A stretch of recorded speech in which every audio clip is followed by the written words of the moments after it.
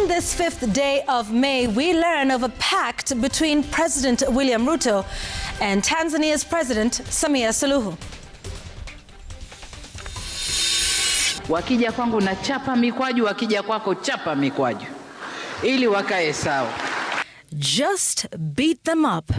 Tanzania's President Suluhu reveals that she and President Ruto agreed on a common approach to dealing with Gen Z and pro-democracy activists.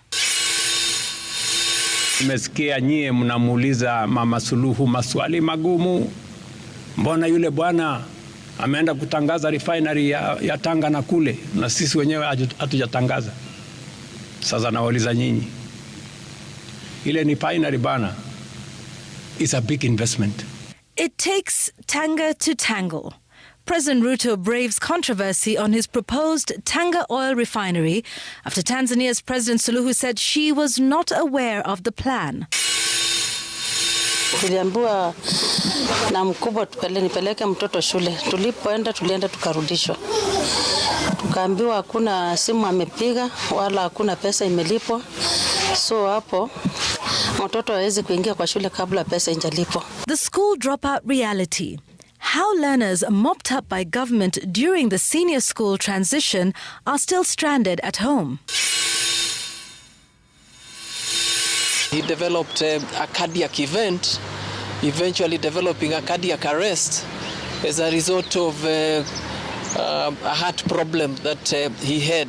Autopsy confirms that Dr. Job Obwaka died of cardiac arrest as family awaits toxicology results to establish the exact cause of death. Does SHA work for everyone, particularly the lower income earners in the country as promised?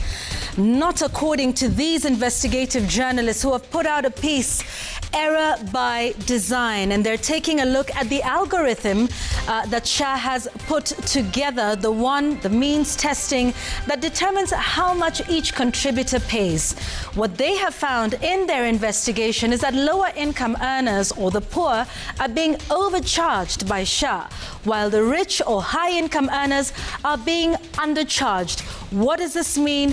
What are the implications of the investigative piece Error by Design that was done by journalists from Africa Uncensored? Tonight we speak to them to tell us a little bit more about their investigation and what they found.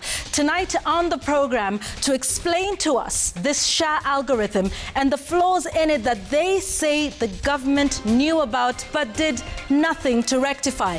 Joy Kirigia, who's an investigative journalist at Africa Uncensored. Purity Mukami is a data and investigative journalist. John Allen Nam was also an investigative journalist and co-founder of Africa Uncensored, one of Africa's premier investigative independent media houses. Tonight we speak to them about SHA and the flaws in the system, all on The Explainer, which starts right now.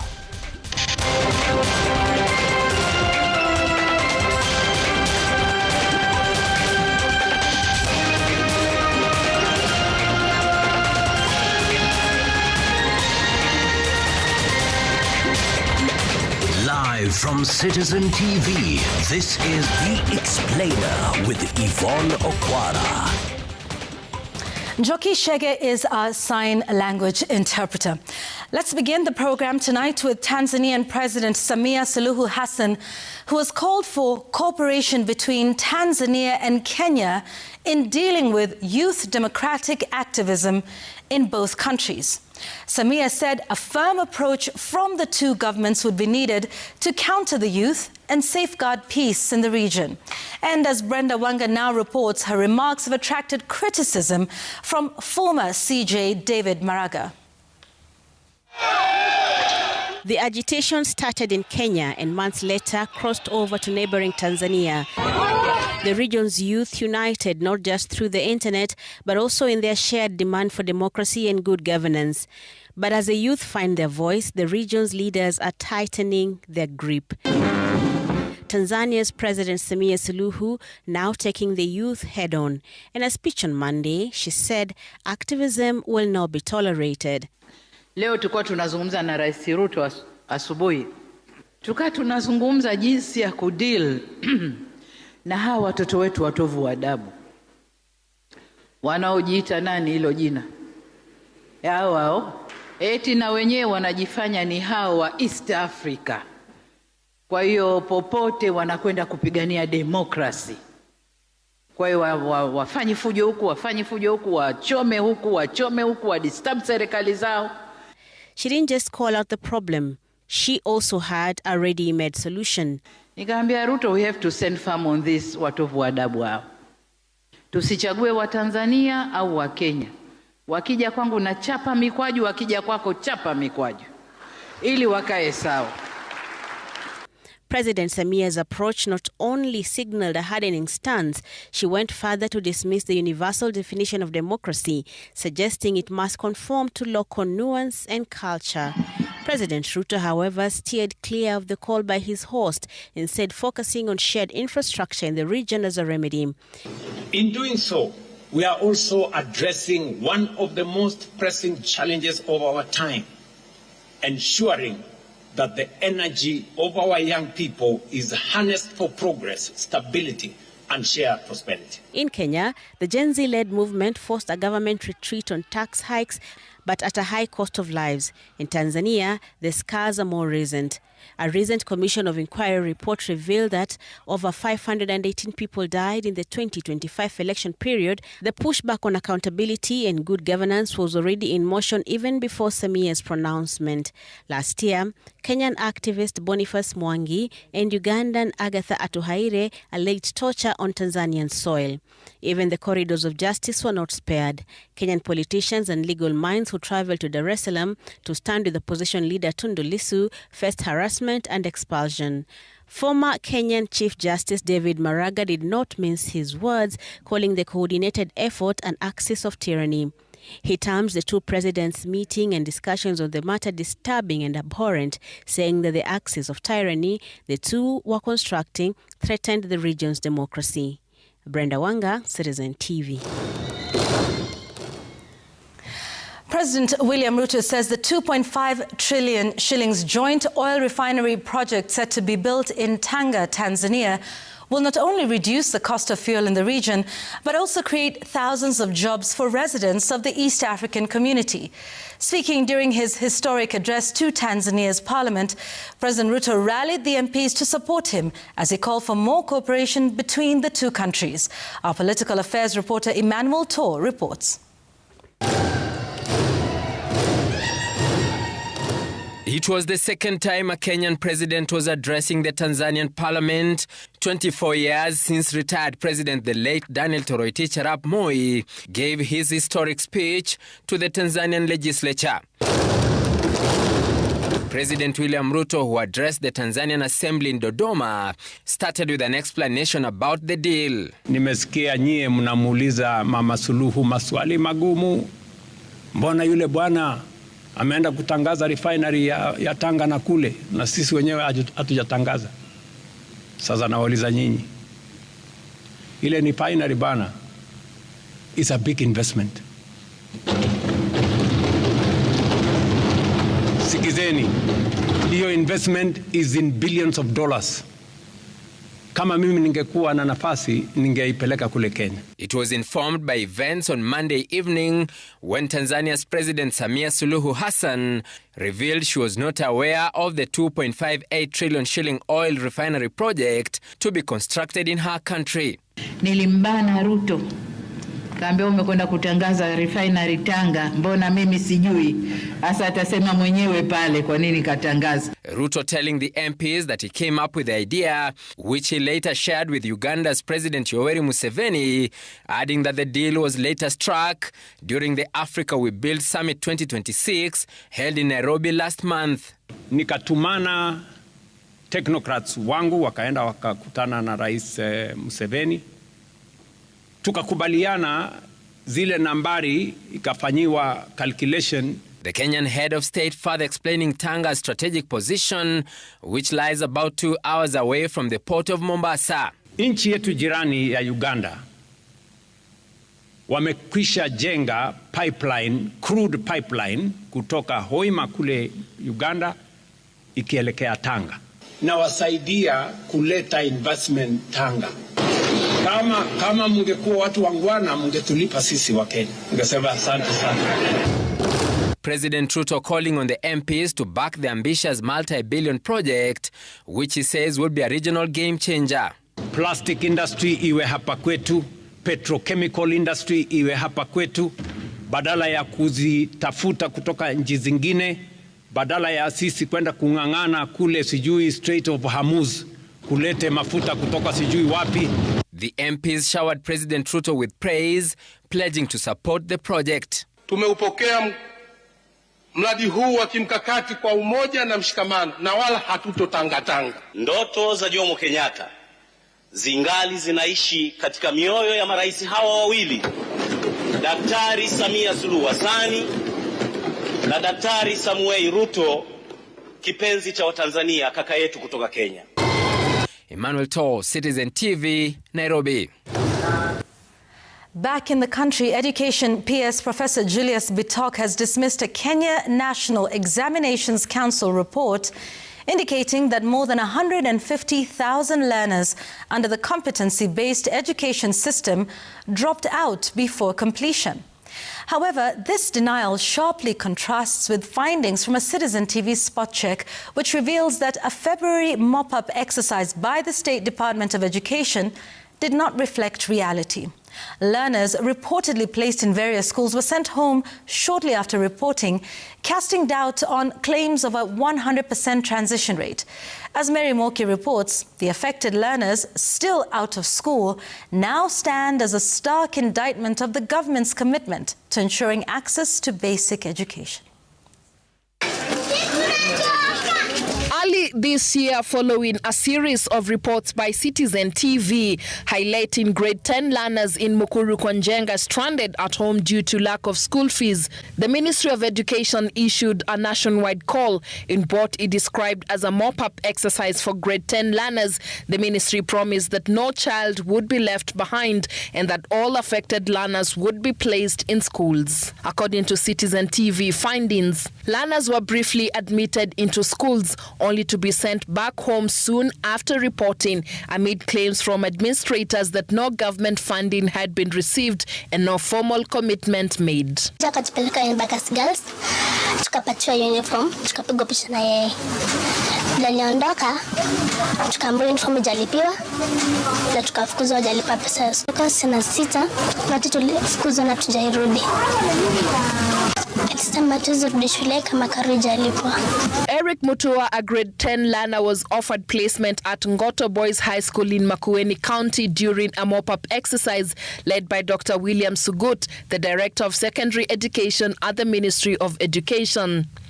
He and his mother were assured that all arrangements had been made, with Dr. Sugut confirming he had spoken to the principal and the school was ready to receive him. However, that assurance later proved inaccurate as the promised placement never materialized. Wakati naona rais ama CS Education akisema watoto wote wa grade 10 waliripoti shule na mimi sijairipoti, nasikia vibaya.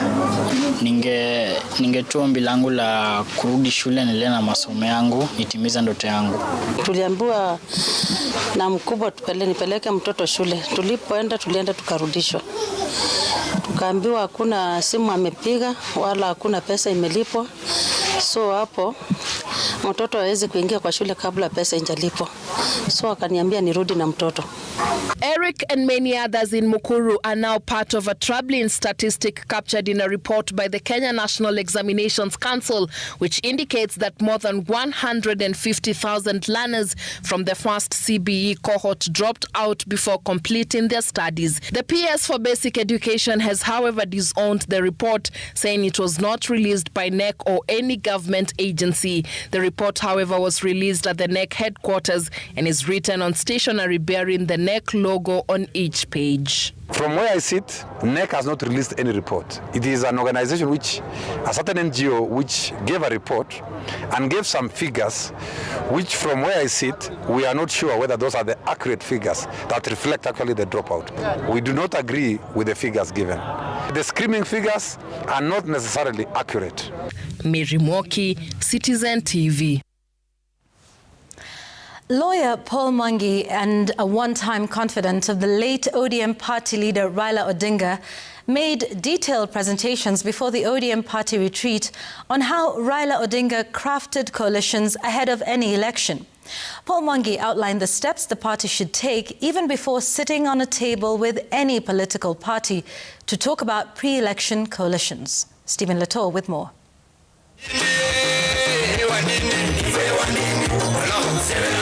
The late Raila Odinga was a masterful architect of political coalitions, earning a reputation for his ability to align with former adversaries, stay relevant and secure positions of power in government. ODM!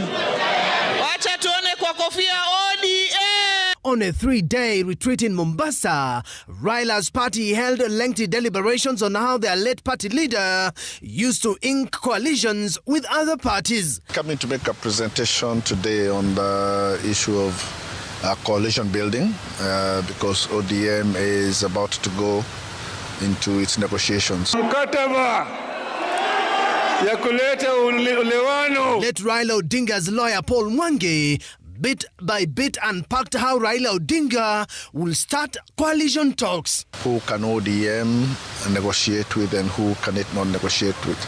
And there is pressure from some quarters outside the party that seeks to determine who they should talk to and who they should not talk to. Tendawili! Nundu changu ndiyo gala changu. Already the Orange Party has made it public that it will begin coalition talks with UDA. With factions of the party pulling apart, the late Odinga's legal advisor told the ODM gathering that Odinga will hold talks with his fiercest critics for the sake of power. For Raila, there was no person that was ever beyond redemption. And Raila always gave everybody a chance to redeem themselves. And with coalition talks often proving a complex affair for political parties, ODM is already crafting its coalition path and is yet to present its team of negotiators as Odinga will do. Mwangi, however, told the ODM top brass not to look for political angels to negotiate with, but instead push the party's interest at the table. There are no angels out there, and you can't go into this negotiation looking for angels to negotiate with. ODM leaders were told to identify key areas of concern, present precise demands during the talks, and accompany them with an implementation matrix, then discuss the kind of government to be formed. Mwangi saying Raila Odinga never presented moderate or easy demands on any coalition talks table. The reform agendas of ODM and that Raila stood for are very radical. Who is willing to accept the radical reform proposal that Raila stood for?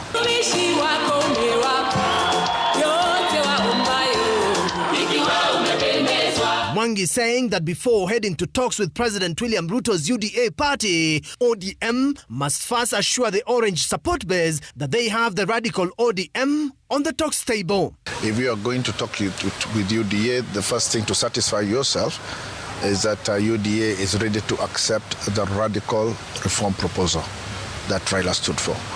And if they are willing, then that is when you go to the next stage. The ODM leadership is back in Nairobi with no tentative talks scheduled with UDA or any other party as yet. Stephen Leto, Citizen TV.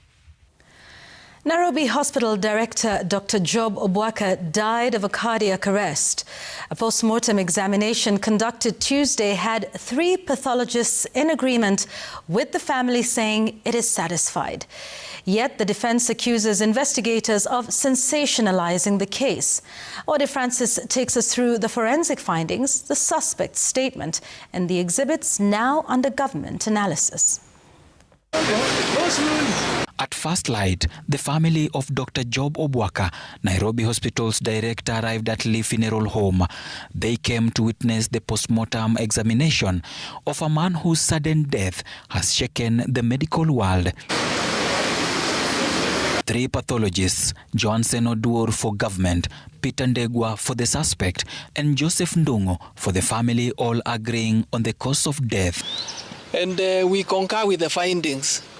The cause of death in this case, he had a cardiac problem, and actually he developed a cardiac event, eventually developing a cardiac arrest as a result of a heart problem that he had. The family says it's satisfied. The government pathologist did his part, and we are quite confident about the preliminary report, even as we await for the other confirmatory findings when the toxicology results finally come out in a couple of weeks. But Defense Counsel turned fire on investigators. This document has vindicated her. The sensationalism about her was unnecessary. She has suffered a lot of public humiliation. The DCI decided to sensationalize the matter for no reason. From our perspective as the defense, the toxicology is a formality. We expect the DCI to do an honorable thing of terminating the investigation against our client, Beatrice Wangare, and releasing her to go home and mourn a dear friend. Samples from vital organs are now with government chemists. Beatrice Wangare told police she cooked a meal for Obwaka. He ate, retired to master bedroom, and collapsed. A house search recovered 2 plates, a spoon, a water glass, assorted drugs, a blanket, bed cover, wet shawl, and a half-consumed wine bottle. All exhibits for toxicology. So we await other tests, toxicology and histology. On May 1st, Obwaka met Beatrice at Olive Court in Kitengela. Hours later, he was rushed to Nairobi Hospital and pronounced dead on arrival. Burial is set for Friday, May 15th in Musanda Village, Mumias, Kakamega County. Ode Francis, Citizen TV, Nairobi. The 12% wage increment announced by President William Ruto on Labor Day has triggered a standoff between employers and workers' representatives, setting the stage for a high-stakes battle over who benefits. COTU Secretary General Francis Atwoli has pushed back against the Federation of Kenya Employers after it indicated the pay rise would only target minimum wage earners. Atwoli dismisses that position as misleading, insisting the directive was a broad-based increase for all workers. This as a section of workers led by former Deputy President Rigathi Gachagua challenged Atwoli's leadership, accusing him of abandoning workers and calling for an alternative workers' organization to rival COTU. Willie Lusige reports. Barely a week after President William Ruto unveiled a 12% general wage increase during Labor Day celebrations, a fierce row over its implementation has erupted. A 12% increase in general wages. Workers who had pinned their hopes on fatter pay slips this month now find themselves caught in a crossfire of conflicting interpretations from COTU and the Federation of Kenya Employers. Minimum wage increase. COTU boss Francis Atwoli has hit out at Jacqueline Mugo, CEO of Federation of Kenya Employers, accusing her of undermining general wage increase. And the president this time, he announced general wage increase. Once the Gazette notice is issued, that is a policy directive to all employers, and they know. Atwoli says FKE's position to limit the increase to minimum wage earners is misleading. He's urging Kenyans to disregard the employer's body, insisting the government's directive is clear and applies to all workers. I want to tell Kenyans to ignore the statement, the press statements being released every minute by the Federation of Kenya Employers. If Jacqueline has her own government, let her tell that government not to implement 12% general wage increase. Atwoli's remarks follow a statement by FKE CEO Jacqueline Mugo on Monday, May 4th, indicating that employers will strictly adhere to legal minimum wage guidelines, with salaries above that threshold remaining subject to individual contracts and not automatically applicable to all Kenyans. Solidarity forever. But even before FKE's position settles, former Deputy President Rigathi Gachagua and a section of workers are already calling for the formation of an alternative workers' organization and a shake-up of COTU. They accuse Francis Atwoli of abandoning workers and siding with the government at the expense of ordinary employees. It's about time we created another alternative organization to champion the rights of the Kenyan workers. Is Atwoli, he has abandoned the workers. He is now the lead praise singer of the William Ruto praise and worship team. To praise a man who has made the lives of workers hell. Speaking during the National Reflections Forum and the launch of the Labour Market and Workers' Welfare Report 2026, Gachagua said workers are overburdened by deductions. He argues PAYE, SHA, NSS7 housing levy deductions have left many households struggling. Go to the ballot and ask, do I want to restore the dignity of my payslip? Or do I want the oppressor to continue raiding my payslip and subjecting me to poverty? Payslips are increasingly show that workers cannot afford mandatory deduction. We will use peaceful action and the ballot to elect leaders who prioritize workers' interests. Trade unions must return to defending members. Willy Lusige, Citizen TV, Nairobi. Police in Transmara South are pursuing armed raiders who struck Kaituro village in broad daylight, fleeing with more than 130 head of cattle. A community now shaken, families counting painful losses, and residents demanding urgent security intervention as tensions continue to rise along the Angata-Barikoi border. Crispin Otieno with the latest update from Transmara South. Morning breaks over Kaituro village, but it carries no hope. Only silence, heavy, interrupted by grief. Villagers move from one homestead to another, not in greeting, but in shared pain, trying to piece together what remains after a ruthless raid. Each compound tells the same story: empty livestock sheds, broken livelihoods, and questions with no answers. At least 25 families are now living in fear after armed raiders, said to have been lying in wait in a nearby thicket, stormed the village in broad daylight. Gunshots pierced the air, panic spread, and within moments, over 130 cattle were driven away towards Tanzania border. Anthony Kirui, a resident, is drained, his breath heavy, having just returned from a desperate but fruitless search. In his hand, a crude weapon, perhaps more for courage than defense. Moments earlier, he had stood helpless, staring down at the barrel of a gun, as 15 of his cattle were forcibly taken by armed assailants. Ilikuwa saa 5, tulikuwa tunachunga. Mungu tukuamia akatuvamia. Akatupiga marisasi, sisi tukatoroka. Mungu tu ndilisaidia sisi. For 85-year-old Jane Kimtai, the loss cuts even deeper. Her only source of survival gone. Sasa sisi tutafanya nini jameni? Saidia sisi watoto nalia. Saidia sisi kabisa. Fear still lingers in every corner. Residents recount chilling moments of being cornered, powerless as armed men took control.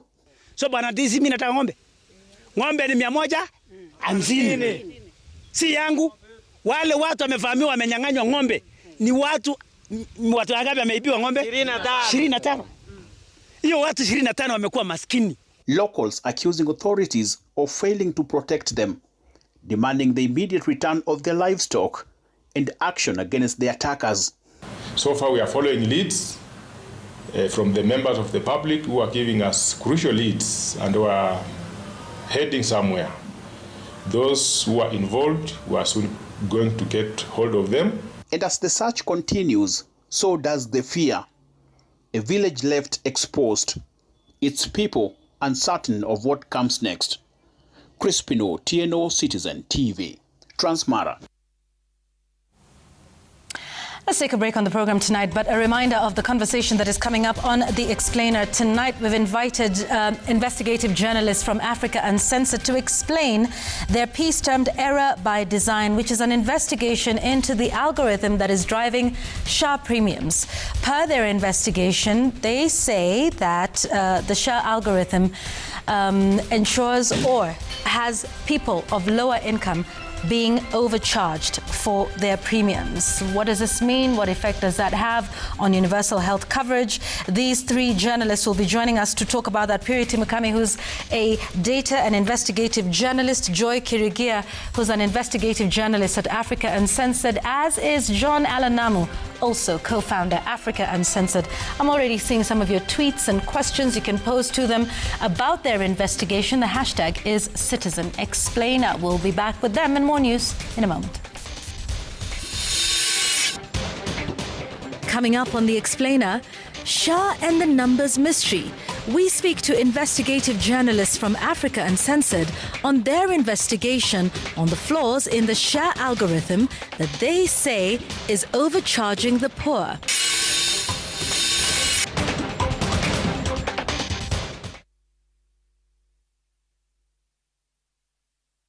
Sometimes I need a fragrance to keep me calm, stays fresh in the heat and feels elegant into the night, lasting longer than expensive perfumes. New Downy, lavender calm, sunrise fresh and sweet elegance, freshness that inspires confidence. At Standard Chartered, family businesses, business owners, and corporate executives have entrusted us with over $2.3 billion. Your wealth is guided by certified relationship managers who are supported by insurance and investment specialists. Now is your time for wealth. Join Standard Chartered today.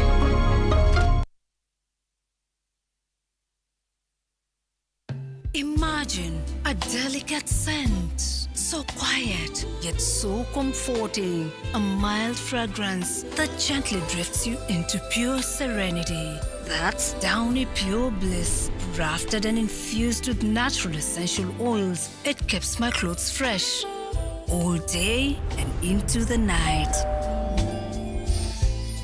You smell like pure bliss. New Downy Pure Bliss. Try it for only 20 shillings. I wish I could have soft and glowing skin. New Geisha Black Soap with activated charcoal to give you soft and glowing skin. New Geisha Black Soap and New Geisha Moringa.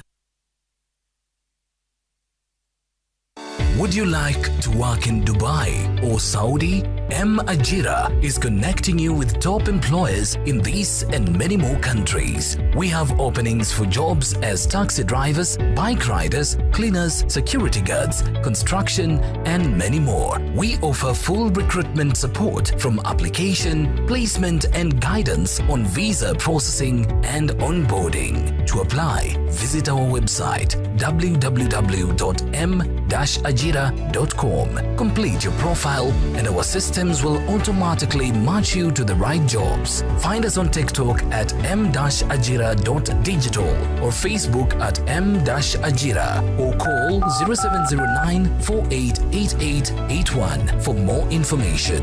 M-Ajira, your gateway to credible global opportunities.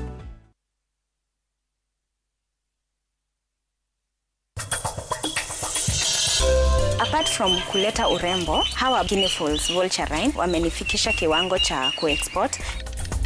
Sabina ndio mtu shida tuko nayo kwa hii nyumba. What are you saying?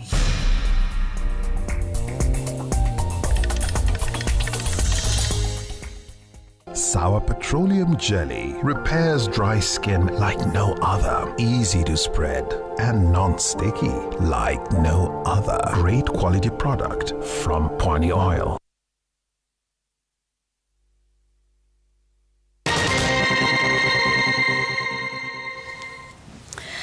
The family of 14-year-old Jackson Tito, the boy who went viral from Dandora, whose plight as caretaker of his siblings, despite being a minor, was highlighted on social media, has finally been relocated to a 3-bedroom house in Machakos after years of hardship. The boy, who was documented single-handedly taking care of his 4 siblings in their shanty house in Dandora's informal settlement on several occasions. Fanfare greeted the arrival of Jackson Tito and his family as they made their transition from Dandora to Machakos, from a life of want to a dignified existence. The fortunes of this family appear to have changed overnight. Tulikuwa tunaishi Dandora phase 5 na huko nyumba za huko, yani maisha imechange. Nikiangalia different huko na huku, yani kama ninaota nikiwa mbinguni. Maisha ni mzuri sana, yani maisha imechange, imekuwa mzuri. The young man, who had been left to fend for himself and his siblings in the absence of his mother, had been forced to put his education on hold, but that has also changed. His mother has since been reunited with the family and is helping them settle in their new abode. Security hapa iko na mali nilikuwa hata kitu inaweza tolewa tu ukiwa umelala. Lakini kwa imani yangu na ya Mungu, mali nimekuja na nimepewa pako na security, takuwa tu hata kama ni mtoto anatoka takuwa akiwa safe. Tito's siblings have been enrolled at the nearby St. Mary's Boys School. The house was a realization of a pledge made to the young man by President William Ruto and is one of the affordable housing units in Machakos County. Brenda Wanga, Citizen TV. More than 100 families have been left counting heavy losses after bulldozers flattened high-end homes on a disputed piece of land in Marurui area along Nairobi's northern bypass. The demolitions, which began Monday, saw multi-million shilling houses reduced to rubble under tight security, with police officers deployed to oversee the operation. Residents watched helplessly as their homes, some still under construction, were brought down. Citizen TV's Ben Kirui has more. Until Monday, these palatial multi-million shilling residents stood prominently on the contested parcel of land. However, the property had long been earmarked for demolition after a court found that the land on which it stood had been unlawfully subdivided and sold to unsuspecting buyers by a private company.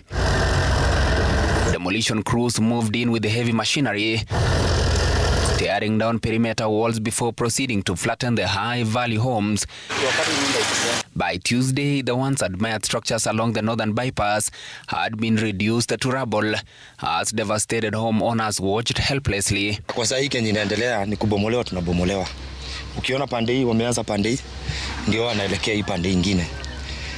Ndio hii unaona tunajaribu kuhamisha vitu, makuku, nini kila kitu, na hatujui kwenye tunaelekea. Hii ni jasho yangu, nimeng'ang'ana, nimejituma ndio nikuje niweze kukua na kitu kama hii. Ni uchungu sana. Sijui tunaanza wapi. Watoto walienda shule asubuhi. Hatujui wakirudi tunawapeleka wapi. Police officers were deployed in numbers to oversee the exercise, enforcing a court order that authorized the legally registered owner, Langton Limited, to repossess the land. Some of the affected buildings were still under construction, with owners preparing to occupy what they believed were their dream homes. Ni jasho yangu, nimeng'ang'ana, nimejituma. Hata mimi niko na akili naweza ibia watu, lakini nikajituma nchi ya nje. Ndio nikuje niweze kukua na kitu kama hii. Ni uchungu sana. Sijui tunaanza wapi. Watoto walienda shule asubuhi. Hatujui wakirudi tunawapeleka wapi. Despite the shock, there had been prior warnings, including public notices cautioning prospective buyers about the disputed ownership. The property has been at the center of a protracted legal dispute since 2019.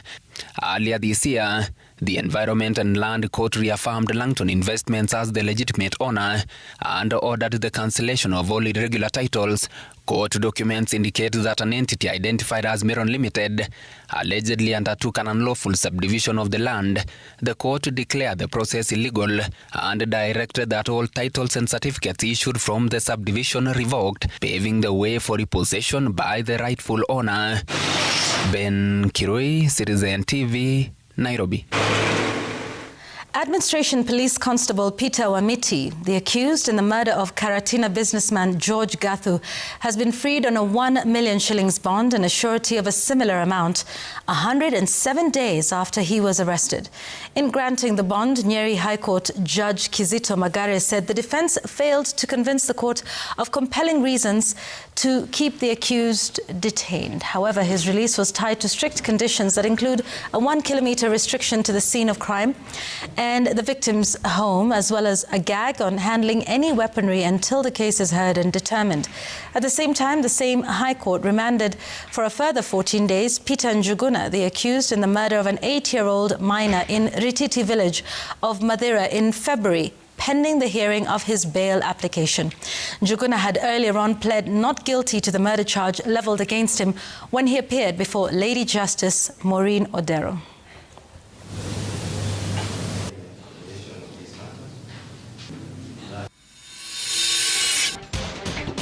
Coming up on The Explainer, Shah and the Numbers Mystery. We speak to investigative journalists from Africa Uncensored on their investigation on the flaws in the Shah algorithm that they say is overcharging the poor.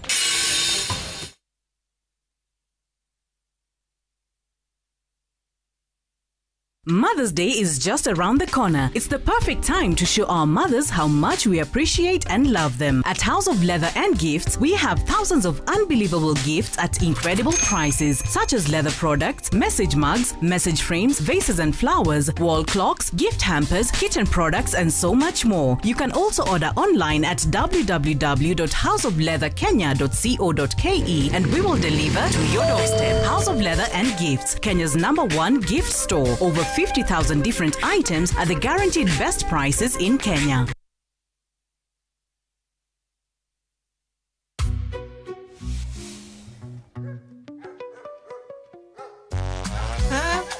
Feel at home.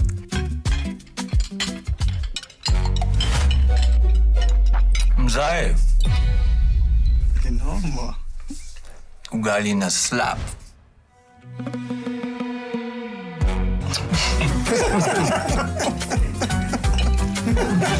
Made, wekelee mzito. Jota, alo, ni mbaya. Dola ni vibe. Kitu shwari. Bidhaa bora kutoka Dola Group. Aloe body lotion infused with nature's finest ingredients, goat milk. See the radiant glow and embrace the natural confidence that flows from within. From tropical brands. Kikapu kibonge. Kikapu kibonge. Kibonge. Naiva says your money. Kila siku every day. Kikapu kibonge. Cheza kibonge. Homo value. Naiva. Hiyo ndo se. Kikapu kibonge. Kibonge. Quality do, Beijing, all day. Visit your nearest Naivas Key Local or shop online for more and save big. Naivas saves you money.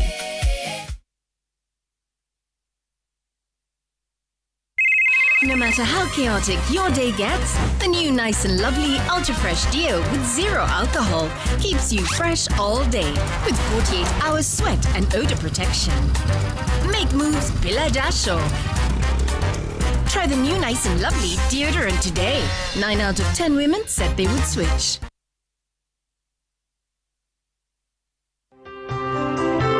Ugali and sukuma wiki. Boil water in a pot and gradually add maize flour while stirring to make thick ugali. Cook while turning until firm and smooth. In a pan, fry onions, add tomatoes and sukuma wiki. Add salt and cook till tender. Serve ugali with sukuma.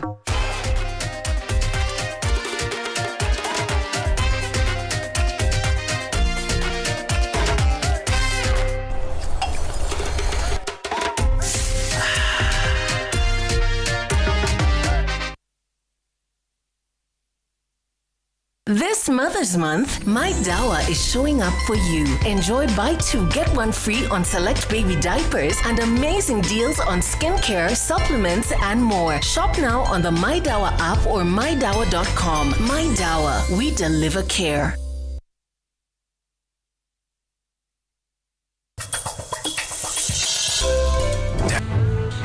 What is this? A formal request for divorce. Cause we wasted so much time. What you know, what you think about it? What you know, what you think about it? What you think about it? This is the moment I was praying and hoping for. Jeff, we were 8 people in that fundraiser. What do you mean 8 people? People didn't come. Jeff nilisoma 2 or 3 August yote. Paka nikafanya exams. Nilishikwa January 204. Ushapigwa unasikia harufu ya damu baada ya toki. So I become extremely famous and extremely broke. Nilifika kwa hiyo event, Jeff nilikuwa nanuka sweat ingine hajaisikia. Jasho. Kanamba bro, this is no. We have to talk. Where are you from? I'd been auctioned, bro. Fred Omondi hit me the hardest. You gonna do it in 2027? Yes. Where? I am Eric Omondi.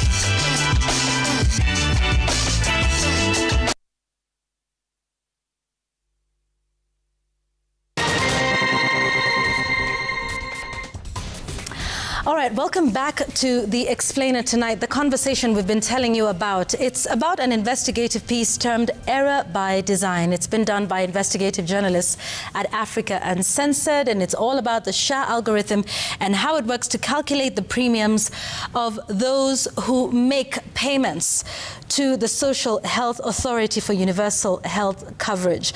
We shall talk more about what their investigation found, and they are here with me. Let me start by introducing you to those who are here with us in studio tonight.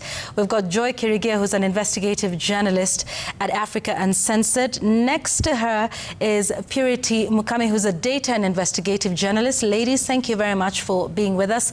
Also joining us online is John Alanamu, also a face that you have come to know in this country. He is an investigative journalist as well and co-founder of Africa Uncensored. Ladies, gentlemen, thank you very much for joining us on the program tonight. And by the way, if you've got any questions, please do send them in, or your comments. The hashtag is Citizen Explainer at Citizen TV Kenya, at Yvonne Okwara, or text a message to the number 22422. So let's talk about this investigation for a moment. To begin with, Joy, maybe you can just give us like what the headline of this is, and you know, the sort of basic summary headline of what your investigation found before we get into the details of it. All right. So thank you for having us. So this investigation, Error by Design, is basically what we managed to do is we were able to get into the SHA system based on the information that we got in order to find out why, you know, how it works. So what we managed to do is to try and understand how this system calculates the premiums for Kenyans. So that's basically what we did, and we wanted to understand, because we understand that SHA was, when it was created, it was to bring this massive group of people who are in the informal sector. So what we wanted to understand is how is the government able to estimate how much a mama mboga is earning, how much a boda boda guy is earning. So how do they estimate that? So that's how we managed to get into the system based on the data that we were given. I know we're going to discuss how we managed to get that data. And, you know, and what we found out was when we managed to do all these things, audit the system, what we managed to find out is that it overcharges the poorest of this group of people who are in the informal sector and undercharges the richest group of people in this same informal sector. So basically that is what is our story. That's what our story is about. We talked to a number of people from the informal sector, people who've been affected by this system where they've been overcharged and they're not able to, you know, afford their premiums, and therefore that trickles down to how to how their struggles in accessing healthcare, and we also tried to reach out to the government. We also talked to experts, some of them who are initially part of building this particular system, so that we can understand a bit more about what this story is about. So in a nutshell, that is what this investigation is all about. Yeah. So Purity, what prompts this? So what triggers you into saying, hey, let's take a look at the SHA system, means testing, all of those things we've been hearing about in the lead up to its rollout. What prompted this whole investigation to begin? Yeah, first of all, thank you for having us, Yvonne. And we'll continue from where Joy has left it. In fact, when we say we got inside the system, is for lack of a simpler word to say, we looked at the formula that calculates the figure that you get assigned to you when you register to the SHA system, particularly when you are someone who is not in formal employment. And what prompted this? Back in 2024 March, I was reading stories that had been shortlisted for this global awards called Sigma Awards for data journalism stories. Definitely, I mostly do data stories, right. And I came across this project called Suspicion Machines, and this system, this project was exposing this unfair and biased risk scoring algorithm that was being used in Rotterdam to find welfare cheats, like people who want to lie so that they're included in this, to get government support. And what this journalist from Lighthouse Reports found is how this system was discriminating some people based on characteristics that they had no control of, like ethnicity, gender, parenthood. And I got very interested that somewhere March, 2 weeks down the line, I'm just going around my everyday work, like other investigations that we are working on. And having joined the journalism space, I got accustomed to being present to current affairs. So usually, instead of listening to music, you'll often find me listening to to parliament conversations. So I had this live session. It was in the afternoon. And suddenly, this member of parliament from Nyeri was having this conversation with the then CS, and he's like, did you just say, can you confirm that proxy mean testing is an algorithm? Yeah. And I'm like, algorithm? Okay, so I remember that, and I'm quickly like, could this algorithm be unfair or not fair? Right. Can we check if it will be fair and all this? So this is how it started. And he was also talking about AI and its use, because that is what the government had been talking about, that they're using artificial intelligence to be able to do the work of means testing, which we'll come and explain in a moment. Absolutely. And so that piques your curiosity? Yeah, I even gave an example of this Mama Waziri, this 87-year-old window, and he was asking, can you explain to me how this AI or algorithm is going to know the reality of this Mama Waziri, since you're saying this proxy mean testing is going to be looking at characteristics of people's houses, and he was like, explain to me how this system will pick the realities on the ground, yet he knows AI is blind to some realities. So that's the day I had this. And I started talking to everybody, including John Allen, about this idea. I really want to understand this algorithm. And that's how we start thinking. Yeah. So Joy, let's now get into this a little bit, and it's a little bit technical, so we'll try and keep it simple. When the government was rolling out SHA, and as a means of, like we're saying, to bring more people from the informal sector into making contributions, they said they were going to go through what was a means testing exercise to determine the earnings of people and therefore their contributions. So you first had to understand this means testing. So from your investigation and your reporting and understanding, tell us about how the means testing system for SHA would work from your understanding. So what I understood is, and having spoken to even the experts that we managed to speak to, is that Whereas during the, for the employed, it's very easy to determine how much it is that you earn so they can know how much it is that they can charge. But for this group of people who are in the informal sector, where we have the border guy that I keep going back to, they don't have a stable income. Today they may make 500 shillings per day. Tomorrow they may make 200 shillings. So there's not, unlike the employed where you're expecting a certain amount every month, it's difficult to determine how much this person earns. So what the government decides to do is to try and bring this particular tool, so to speak, to use this formula to try and estimate how much it is that these people are earning. And how it does that is while you're filling out the SHA, when you're registering for SHA, you answer, there are a couple of questions that the system gets to ask you. Are you married? Do you have kids? It gets to ask you what type of a house do you live in? It gets to ask you what kind of floor is your house made of?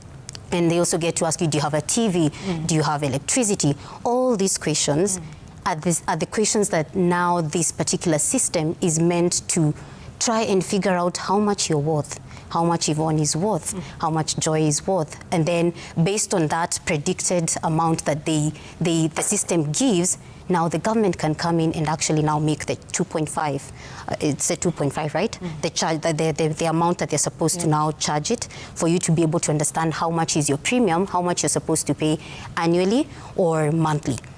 So that's how I got to understand the proxy means testing system, which is basically they're trying to estimate how much it is that you earn. So it's like trying to, can you afford this? The system is trying to understand, can you afford this? But now the problem is, it's blind to some of those realities, like she has explained. Sometimes, let me give an example of, if I have built my mother, me and my siblings came together and built our parents a home.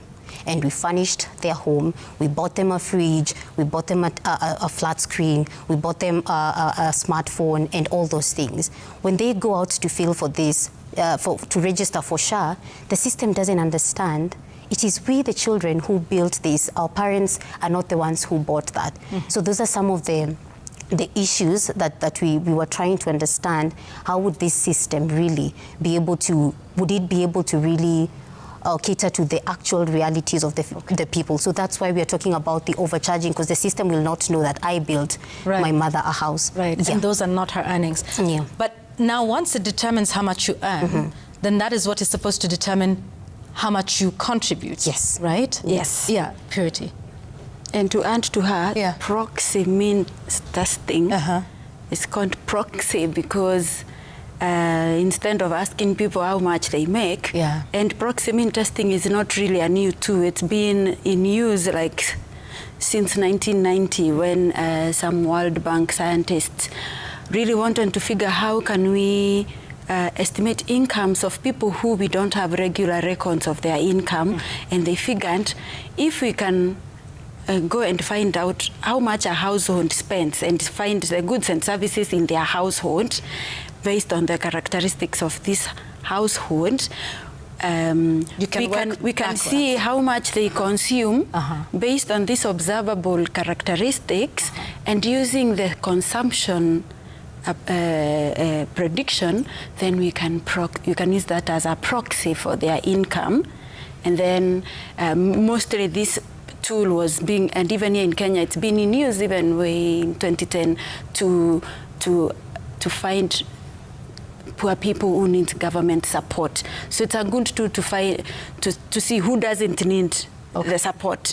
So it's like a tool that can help you see, like gauge. It's like when you go to the market and the seller is trying to see how much can this person afford? How much are you worth? Okay. And of course, once that determination is made about your earnings, then they decide to put you in a particular category to pay a certain amount of premiums, right?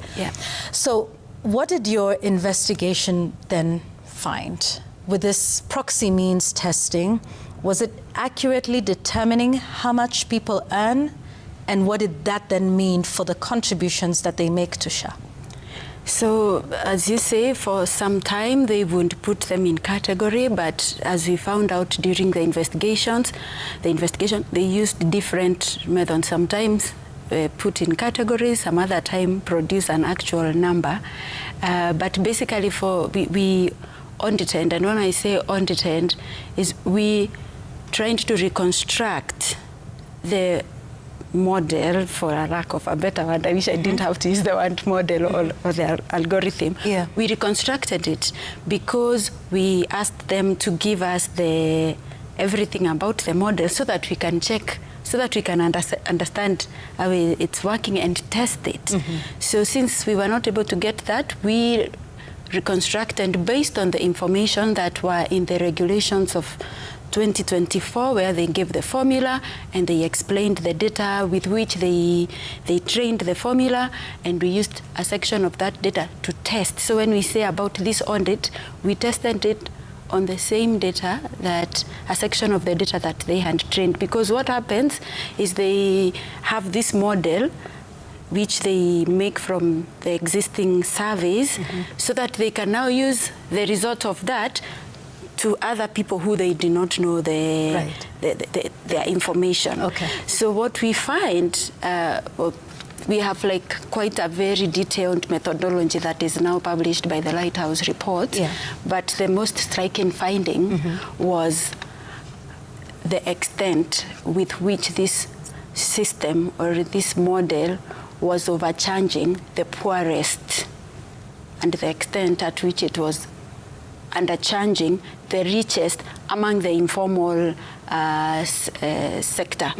So the model works for some people, but when at the very extremes, it really doesn't work well. But it's the extent at which, let me try and say it in a normal, like, let me not be a statistician. Yeah. So if we take people from the informal sector and arrange them based on their wealth or their income in groups of 10, the poorest, the lowest band, 80% of them would be overcharged. They'll be given a figure higher than what they can pay, than what they can actually, than what they actually have. Okay. So they're given a figure of earnings than what they actually earn, and therefore given a higher premium to pay? Yes. All right. Joy, are they able to then pay this? Unfortunately, for the people that we managed to speak to, it was a struggle. Yeah. And I mean, what was a bit disappointing for me is that the government knew this before it was launched. Yeah. Because what we realized is that, and we got some... So tell me, how do you know the government knew about this flaw in the system? Yes. The system, this particular algorithm or this formula that they use comes with an inbuilt flaw. It either overcharges or undercharges. That's actually how it's designed. So when we say error by design, it actually comes like that. It will either overcharge or undercharge. So the government knew this when they decided to use this particular system. But what is saddening is that the government contracted some consultants to be able to review this system. Once they figured out that it actually does this, it comes with those two errors, they brought in these consultants to be able to review and give them findings, or explain to them, can we really go with this thing? So the consultants do come back a few days or before the launch, and they give their findings, and they tell their findings. The government. Their findings was basically, this system is a disaster. It will do this. It will overcharge people. We should not be using this particular system. So that's information we actually got from this particular document that we found out that was never public. So we managed to get access to that document, and we got to see, actually I had written some of the things that we managed to see. It found that this system was a disaster. They described it as unfair, biased, and based on out-of-date data. It also said that this system is highly likely to miscalculate how much people should pay, especially the poorest. So the government was, again, told that this should not work. And when was the government told this by this right before SHA was launched. Okay. So this was, I think, a few weeks before or a few days before SHA was launched. And do you know if the government responded to this organization that did this audit of the system? So we did reach out to the government for a response, and we wrote them a couple of questions. I think there were about 53 questions for them to answer us so that we're able to understand where they were coming from. And we also raised this issue that we found this document that has said that they notified you guys or warned you that this system was not going to work, but we did not really find out what if the government took in their advice and tried to change the system. So that's why we reached out to the government and tried, when these consultants came back, did you try and at least to adjust this particular system? And what did the government say to you? They've not given us a response yet. All right. Yes. I'd like to bring in John Allen Namu now to talk a little bit more about this. John, so what does this all mean? We're hearing about an algorithm that is overcharging those on the lower income scale and undercharging those who are able to pay their fair share. This is talk about algorithms, about proxy means testing, and about, you know, what people are supposed to pay. But what does this all mean for SHA, for universal health coverage, and those who are watching us tonight? Well, it means that if you follow the intent of the government to deploy this system, despite the fact that they got advice from these consultants, as Joy has just said, then what you're going to get is a system that's deeply flawed, that's going to be injurious to members of the public, specifically the poorest of the poor in our society. And it'll be one other example in which technology was used supposedly with the intent of helping people, but winds up hurting people. And unfortunately, we have a history of this in our country, where we think that technology deployed by itself is the solution when it actually isn't. Technology, like every other tool, follows intent. If you have a hammer in your hands, you can use it to hammer a nail, or you could use it to bash someone's head in. And unfortunately, the government seems to tend towards the latter when it comes to these kinds of things. And this isn't just a debate in Kenya, this is a global debate about artificial intelligence. Artificial intelligence, let's remember, at the end of the day, is a tool. It's a powerful tool, but it's a tool nonetheless. And when it's deployed with the intent of, either helping people, then it can be very helpful. It can be significantly helpful. But if you don't follow the intent, then that's where we get problems. And but what would you say to those who say AI is here, technology is here, and the government is employing these tools to be able to be everywhere the government cannot be? I'd say the same thing. Look, artificial intelligence is a tool. At the end of the day, it's a powerful tool, right? But it is a tool. If you use a tool badly, then you're going to get a bad outcome, despite the power of the tool. And we see this everywhere across the world where artificial intelligence is being deployed badly. I could go into many examples of the same. But you see, when we talk about the government being digital and the government leaning on artificial intelligence, I think that the attitude, that kind of posturing is important. It's good for us to use the best technology available to ensure that we give the best outcomes to members of the public wherever they are. But if you're being warned that the tool itself is problematic, that it is going to injure or it's going to be harmful to members of the public, then you need to think about what you're doing. Remember, at the end of the day, the data that you put into artificial intelligence systems and models, right, is just as good as the result. If the data is good, then the result will likely be good. If the data is bad, no matter how much you try and play with it, then the output is going to be bad. You know the colloquial saying, garbage in, garbage out, right? And this is something that I think the government ought to pay attention to, especially now that we are debating what our artificial intelligence policy is going to be, and that we are deploying these models across other systems. I think Joy said it in a story that we're deploying it in agriculture, we're deploying it in education, in some of the most critical sectors of our economy. If we do not have a richer understanding, first of all, of the tools that we're using, and B, if we do not interrogate the intent, the intentions with which we're using this tool, then we're going to wind up in the situation that we're in now. Joy, what does this mean in practical terms? Because we're talking about a system, we're talking about flaws in a model. You spoke to real people. What did this system mean for them, and how did it affect them in real terms? So in reality, you know, this system, while we are dealing with numbers, in reality, the guys are actually suffering on the ground. And we've spoken to quite a number of people, some in the documentary and some that didn't manage to get into the documentary. And a case in point was one of the characters that we spoke to in the story, where she got a higher premium than she could afford. And at the time she was pregnant and she was expecting a baby. So at that particular point, she really needed to figure out, where am I going to get this money? Because the minute now, you know, it's time for me to have my baby, I need to have at least something, you know, this insurance that can cover all these things. So this lady that we spoke to, the husband actually, she's jobless, she doesn't work, but the husband works in the informal sector. So that means their income is, it's really something that it's not guaranteed every day. Guaranteed every day.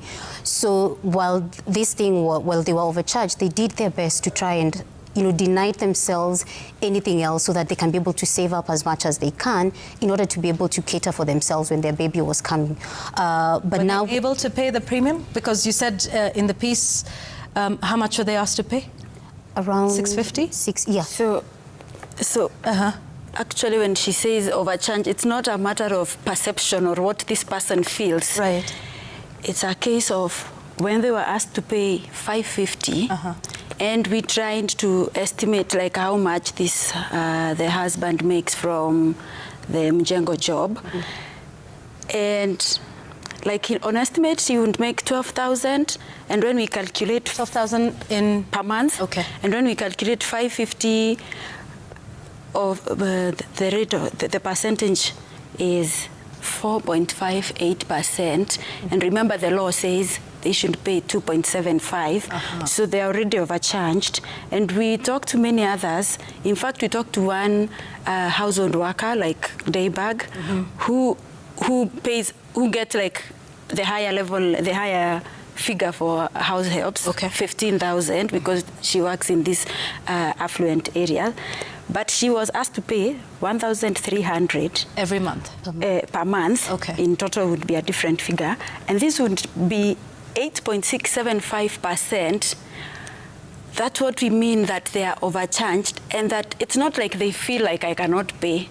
It's actually it's higher than the it's actually higher than what they should pay by the law. I see.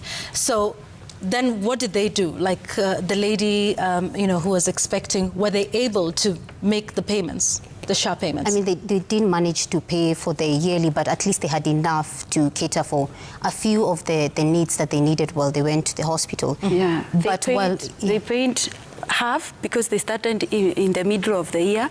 So they were able to pay for like 5 months by the time they got the baby. And after that?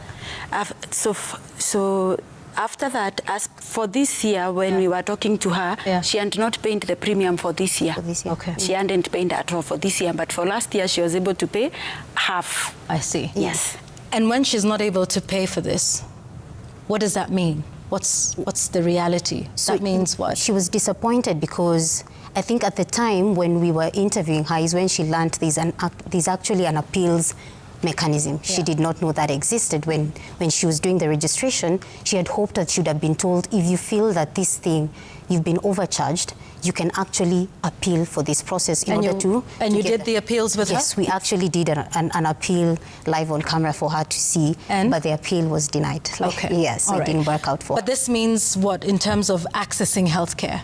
I mean, if she's not paid the premium, she's not started paying for this year, then it means it's difficult for her, because when she goes to the hospital, we cannot tell if she's going to access the healthcare the way she's meant to, because she's not paid. So that's where people are struggling, where they're like, if I'm not able to pay, why am I being punished? And it's not my problem that I cannot afford to do all these things, yet you've been overcharged. So I feel like that's where most of Kenyans are struggling. Right. I want us to take some questions that are coming in for us in a moment, but you know, this investigation and the people you spoke to is not new. People had been complaining online as well, right, about the premiums and how some people were being given premiums that were higher than they could.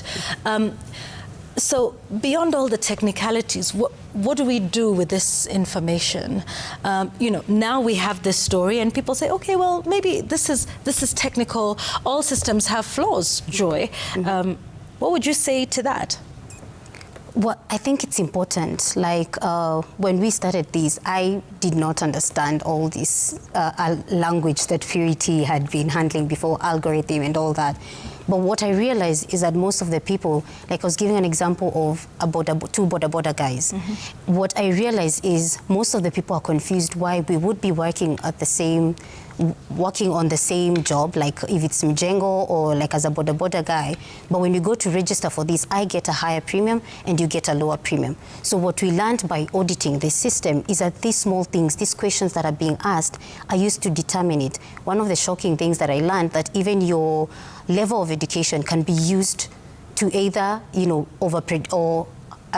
have you charged higher or lower. Electricity, if you have electricity in your house, can also be a factor that leads to you either being overcharged or undercharged. But you see, those are some of the things we're talking about, that if I got electricity from the previous government through the rural electrification project that the government was doing, I did not connect myself to this house. It's the government that brought this thing. But when I go to register, the system sees that I actually have electricity in my house, but it's not me who brought this. So the system uses that as far as you have like something like electricity, if you have a smartphone, if you have all those realities that I gave about me, building the house for my mother. So that for me was like, if I could answer that question where people are confused about why Purity and I are doing the same job, but one is overcharged and undercharged. One of the key things that people really needed to understand is some of these factors, like your roof, what type of roof can be used to actually estimate whether you're worth higher or lower. Right. The floor of your house can be used to estimate that. So for me, that was really important. Which might not be a bad thing, except to understand how you got those things, whether it was through your own earnings. Yes. And therefore, if you're able to afford to pay more. But if you cannot afford to pay more, then that means you pay it or you don't. You don't, likely, or you struggle. And if you don't make the payment, what does that then mean? What does that mean for you when you go for healthcare? Does that mean you're not qualified? Does that mean you can't enter hospital and get treatment? So Okay, all right. Let's take some questions now. We have this one from Raz Bashir. What did your investigation uncover that shocked you the most? Were there any attempts to block or interfere with your findings? These are 3 questions. And what gaps still exist that need further investigation? So we'll take them one by one. What shocked you the most? Purity, we can start with you, just very quickly. What shocked me the most is like the extent, the percentage, like 80% of the most poor people in the society would suffer. And on the way forward, what you're asking, Joy, I asked Florence, so now that you've appealed and you've not succeeded, so now what? She said she just hopes that her child and her husband don't get sick. But what I was very disappointed in is how this whole, the algorithm bit, which I think is the foundation of this whole program, is how all this information was kept away from us. And when we tried to ask for this information, how difficult it was for us to get this information. Yeah, very quickly. How long did it take, or what was the process of getting, access to the information about the algorithm? So the lead through that we were able to get, which was like the indicators and the form in which they trained the model, we started sending them emails back in May. We got this May last 2025, and we got the first response after she had a lot of back and forth with Ombudsman and SHA. That was around November is when we got some response. Okay. And it wasn't complete. Right. Yeah. So you had to go through the Office of the Ombudsman. Yes. So you first wrote to the government asking for and information? Then when did they the time reply? lapsed, they didn't. After how long? we're supposed to wait for 21 days to give them time. Right. So when they don't respond, you can file a complaint with the ombudsman. So we did that and started the process. Then they kept pushing us. They were like, we don't have to go to this particular office. Right. So we wrote to SHA, we wrote to the Ministry of Health, we also wrote to Digital Health Authority, because at the time we could not tell who has this information that we need. So we ended up with SHA. So it took you how many months? A couple of months. It took a couple of months. From May to November? Yes, yes. Okay. Yeah. I just want to bring in John. Yes. Yeah, I think one other response we still haven't got is from the ministry itself to date, right? We've published the documentary, and the number of months that Joy and Purity took just to get the responses that they got shows you just how much information is still out there. I think to answer the third question that your viewer was asking, and that to date, the government still has not responded to very, very well thought out, very, very comprehensive list of questions about this system. We're not doing this, and I think this is habitual behavior that we need to start to discuss a bit more. We're not doing this because we have some sort of axe to grind against the government. This is something that's being done in the public interest, and it's important for members of the public to know that the systems that they are paying for with their taxes, with their hard-earned money, are actually building the thing that the government says it's building. So what I'd hope for is perhaps after this interview, that the Ministry of Health, led by the Cabinet Secretary or whoever he deems important enough to respond to us, can give comprehensive responses to the questions that we're asking. And from there, we can have better ground to understand whether there's anything further that we need to investigate. Because right now, there are a number of gaps, including where the payments themselves go. You know, these are very serious matters that I think people ought to be very aware of. I mean, healthcare is part of the foundational pillars of this government's manifesto. It's important that they treat questions that are being asked about healthcare with the seriousness that it deserves. What was it that surprised you the most through this investigation? I think the thing that surprised me the most was that we are still doing this, right? And as I mentioned at the beginning of my answers, this is not the first time that we have used technology as this sort of blanket to say that things are going to be good, and then further down the line try and self-correct. Remember, in 2014, an investigation that Joy and Purity were also involved in, there was a managed equipment leasing scheme that was launched, and it was launched ahead of there being consultations with the county government. If you're looking at election software, right, we know what the problems are with that.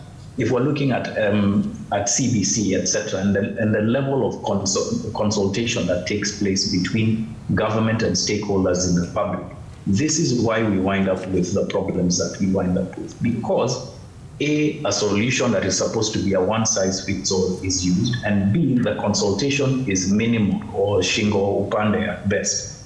And C, this leaves the public with a burden of then catering for healthcare that they shouldn't have to cater for because they've already paid, right? As was said in the documentary, this was supposed to get rid of Harambes. Are we still paying Harambes today? This is one of the primary questions we need to ask ourselves in terms of healthcare. And I think that's what surprised me. It surprised me that we are still going down this same path, and yet not for want of technology, not for want of expertise, because there's a lot of expertise inside government, that we'd still proceed down this line. Did it surprise you to know that the government knew about this flaw in the system prior to the launch? You know, I want to be kind to the government and say that perhaps they didn't know as much as they should have, but unfortunately, I've been in this profession too long to then, you know, give that kind of kindness to this government. I mean, it doesn't surprise me or any other journalist that has attempted to get answers from the government about this, or that has found out that the government indeed knows about something that could be harmful, but chooses to deploy it anyway. I know that there are many. Yeah, go ahead.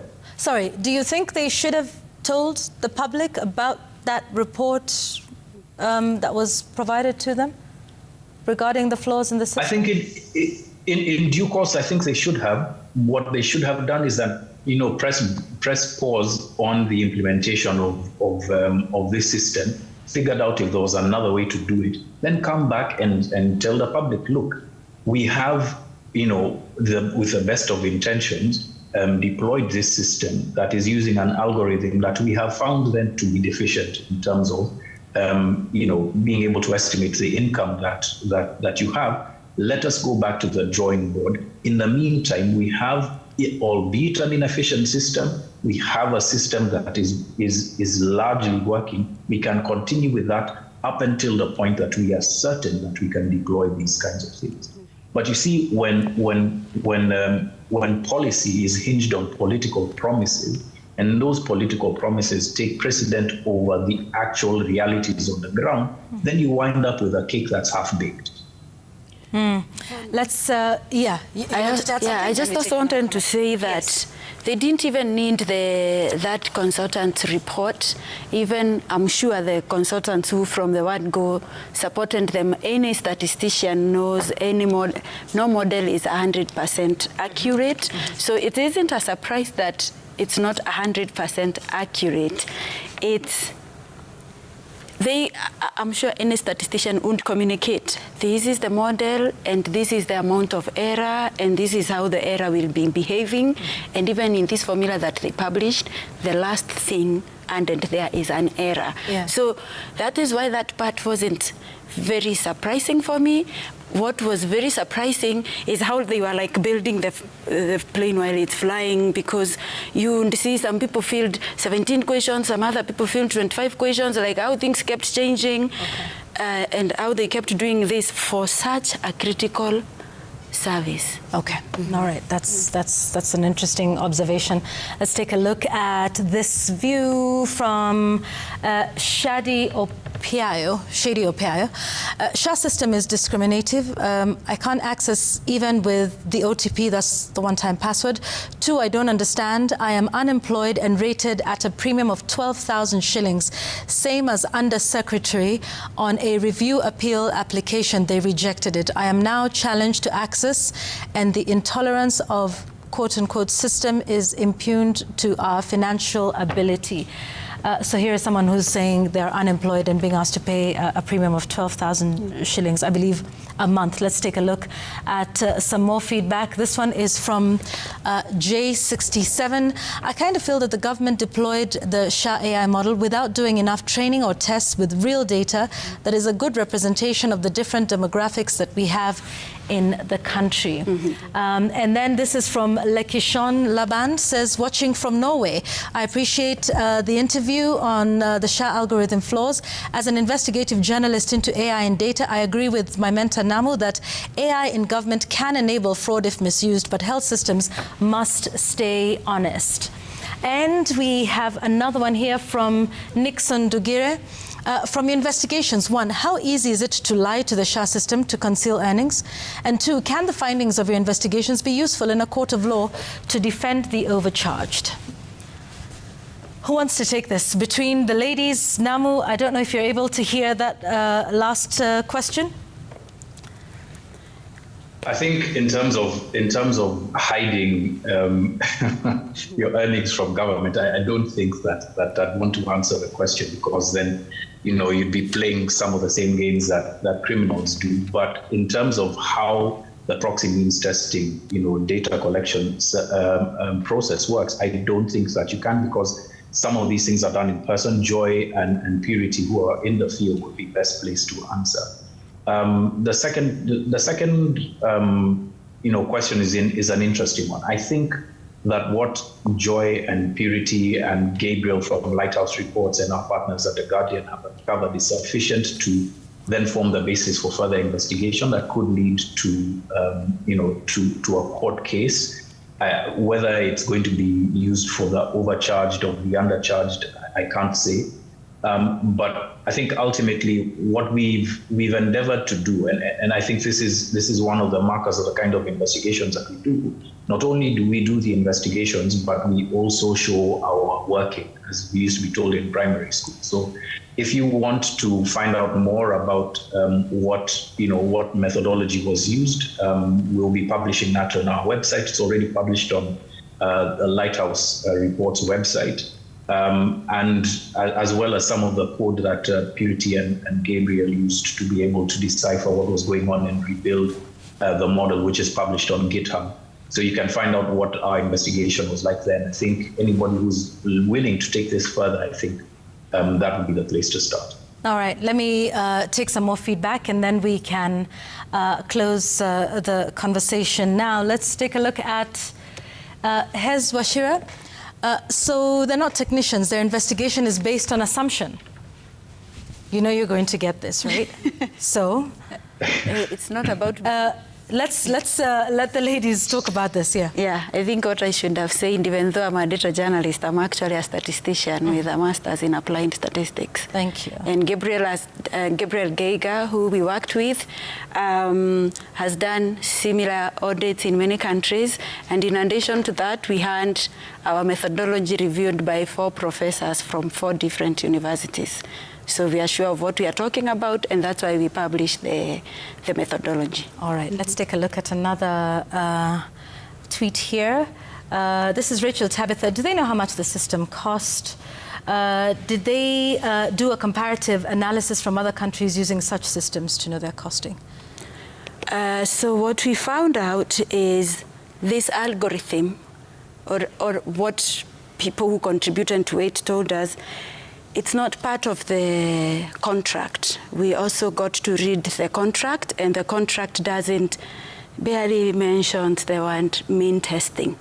So from my understanding, from the different sources we talked to, that contract was to cover very different things as from the mean testing tool, but we also asked the government about the cost for this, and we haven't gotten the answers. So those who contributed to development of the model said they contributed in form of other funding, like how the USAID would fund, so they would not contribute in monetary terms. So we do not know how much it cost, maybe in form of workshops and other discussions, so we wouldn't know. Right. Could I just answer on the assumption about whether we are using assumptions? We are not using assumptions because the information we used was given to us by the government. What we've used is government data. So we've not come up with any information that is ours. We sent this FOIA request, and the government was pushed to give us this information, and what they gave us is what we worked with. So what our investigation is actually based on the government data that they actually gave us. All right, I want us to close this now. Purity, your final thoughts before we close with some more feedback. So we have this information. What next? What next, and what I hoped when I was bothering those people who had done this before me to really support us to do this, I hoped that we would give Kenyans capacity or some form of tool or confidence to hold their government to account, to know what to ask for when all these systems are thrown at us. It's not just a mention of a system. We should know which formula, which training data set, how are you collecting the data, what's the error rate for the model. I just wanted ordinary Kenyans who are not statisticians like me and others would know it's simple, and that's why I collaborated with Joy, who is good at breaking this, and this is why you will notice in the documentary we really trying to use simple words, because this is something Kenyans can understand, and just the same way they hold government to account for corruption and other wrongdoing, it is their right and duty and responsibility to ask government similar questions when they have these systems in other sectors. Including in health. Yes. Joy, your final words. My final words is, having spoken to so many people, Kenyans are not unwilling to pay. It is the fairness of this thing. If I am overcharged, like most of the people would be saying, if I was actually charged 300, I would afford it. But I'm being charged 650. It's a struggle for me. So actually this whole idea of bringing in the informal sector to actually contribute to our insurance, the insurance cover. It's actually a good idea, but how are we going about it? It's not that Kenyans are not unwilling, they're not willing to pay, but how are we handling this whole situation? So I would hope that the government would have been honest with this entire thing, but we are where we are, and one of the questions at the end what do we do next is what the documentary ends at. So what do we do next now that we know all these things? We've seen the complaints, we've seen Kenyans are unhappy, we've seen, when you go to the hospitals, there's so many issues that are happening there. So what do we do next now that we know that? Yeah. So that's what I would say for the government. What do they do next? Yeah. John, closing thoughts? I think, Joy took the words right out of my mouth in terms of saying that, Kenyans aren't unwilling to pay. It's really just a question of fairness. I think what I'm going to close with is the conversation about artificial intelligence. I think Kenyans ought to remember that they shouldn't surrender their right to question because the technology seems complicated. The questions that you ask of the technology that is being deployed in your country are important, because that technology will likely hinge on some rights that you have that will either be expanded or, in this case, contracted or taken away. At the end of the day, the conversations that we hear about artificial intelligence coming to replace you, the kind of fear-mongering that we hear about artificial intelligence or saying that it's a solution for everything is neither here nor there. At the end of the day, it is us who have the agency as a country to define how we use the artificial intelligence tools that we have at our disposal, and they must always be used for the public benefit. If that's something that falls short, if you feel that a tool is not being used for the public benefit, it is your right to question. Do not surrender your right to question technology just because it seems complicated. I'll end there, Yvonne, and thank you very much for having us. Thank you very much indeed for making time for us. John Allan Namu joining us from San Francisco, and with me here, Joy Kirigia. Thank you very much, and Purity Mukami. Ladies, gentlemen, thank you for your piece, Error by Design. Let's take a look at one last feedback before we close this discussion. This one is from Nashon Adero, who says, to be reliable, algorithm-based models must be tested rigorously and for a long time with reviews and context-specific data. Hurried implementation of imported duplicates is an injustice to citizens. Same case with the failing MIT for banning HELB applicants. Indeed, speaking to what you were saying about how this means testing is being applied across various sectors of the economy. Ladies, gentlemen, thank you very much for being here with us. That piece, Error by Design, on SHA, and that model to determine premiums that are paid by you, the Kenyan, is out now. We thank you for your time and for the work that you put into that. Let's take a break here on The Explainer. When we return, we've got the day's business and sports. Automotive firm Car & General rebounds with a 2.4 billion shillings net profit, up 5 times from the previous year, driven by growth in the motorbike sector.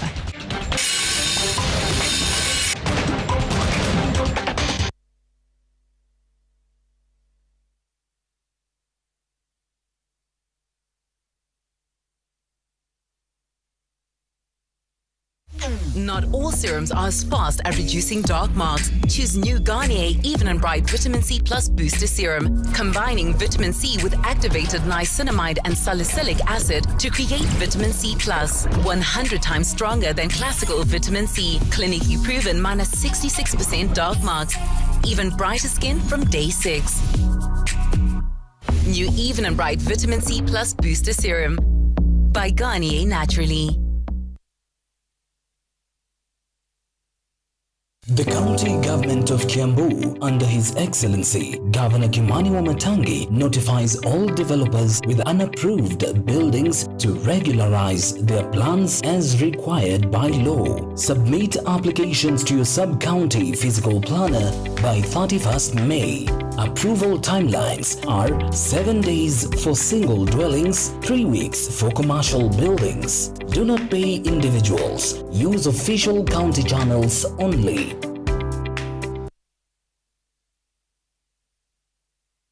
Our bodies get serums and washes, but underarms only get deodorant? That's why our new breakthrough formula has pure hyaluron and vitamin C to deeply care for your underarms for soft and even skin tone in 2 weeks. With 72-hour sweat and odor protection, try the new Nivea Derma Control range, because your underarms deserve more. Nivea is for skin. Faith Kipyegon is definitely looking strong for her next race. Ungani moja hakuna mix up mandazi kande bila waswas ugalini moja na hakuna mix up 210 ukisonga tunasonga chap chap. Hi, I'm Faith Kipyegon, triple Olympic champion, world champion. Na mimi upenda food ya home. 210 unga yetu. Ladha ya nyumbani. Ukisonga tunasonga na 210 unga. 210.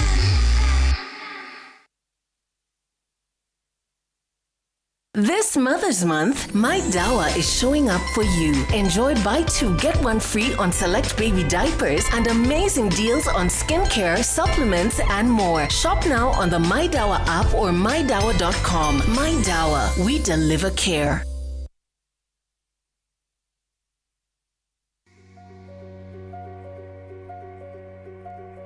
You need a bigger space to grow your business.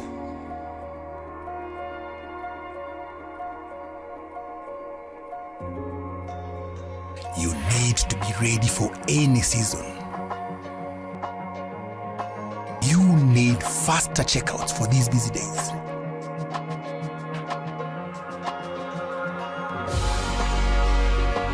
You need more equipment to meet demand.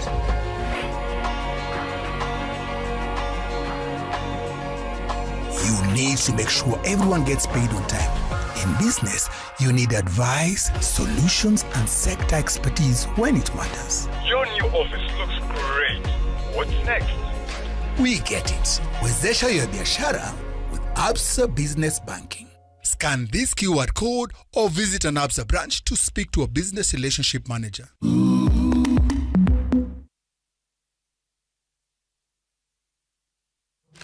Tumedrop the hottest snack game na Cadbury Lunch Bar. Imetengenezwa na layers of peanuts, crisped rice, wafer na caramel, coated na Cadbury chocolate. Nunua any 2 Cadbury Lunch Bar chocolate na unaweza kushinda prizes worth 1.2 million Kenya shillings, from gaming consoles to smartphones na hampers. WhatsApp hi kwa 0706 152 430 to enter. Cadbury Lunch Bar fuels you to do much, much more. T's and C's apply.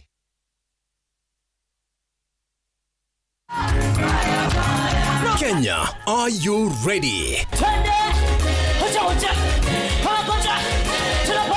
Apostle Peter Manyuru of Jesus Teaching Ministry Nairobi invites you this Friday for an overnight kesha. I prophesy. You will go far in Jesus' name. Amen. We are located along Manyanja Road next to Harambe Sacco in Donholm, Nairobi.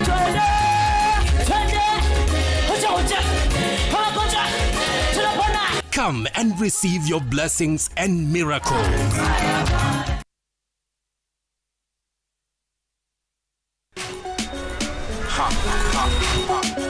Skia, ni juicy. Flavor zote tamu tena fruity.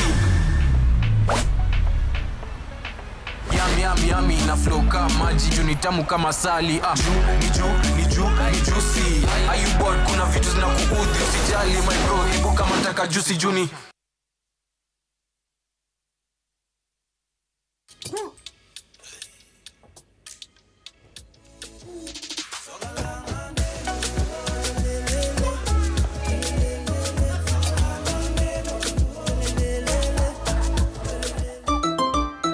Stand a chance to win playful prizes. See details in store. T's and C's apply. Disaster can strike at any time and without warning.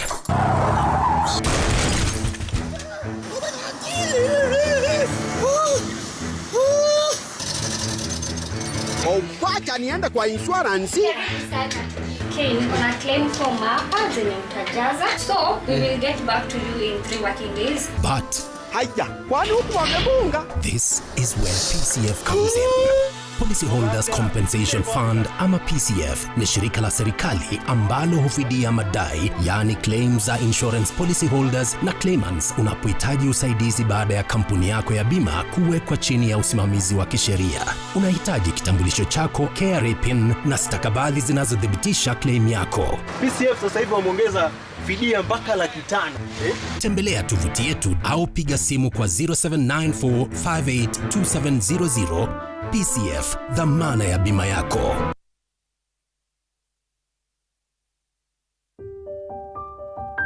She raised you, guided you, loved you through everything.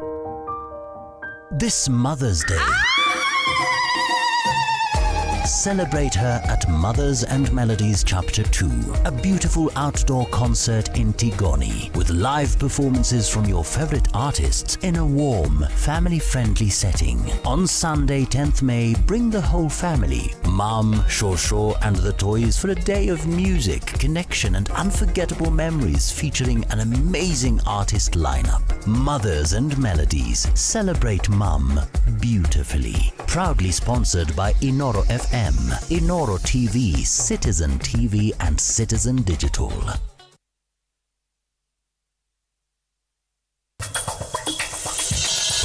Apart from kuleta urembo, hawa Guinea Falls Vulturine wamenifikisha kiwango cha kuexport. Sabina ndio mtu shida tuko nayo kwa hii nyumba. What are you saying?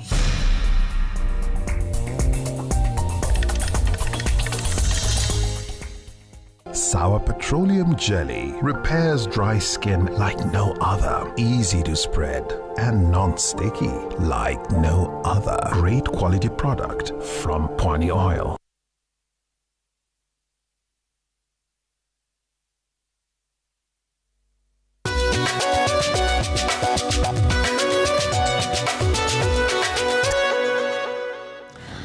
All right, let's talk business now. Automotive firm Car & General has reported a sharp rebound in its 2025 earnings, with net profit jumping nearly five-fold to 2.4 billion shillings. The growth is driven by a rebound in boda sales, stronger regional performance and diversification across its business. The company, however, says the high cost of doing business in Kenya remains a concern. Here now is Jasmine Wamboi with the details.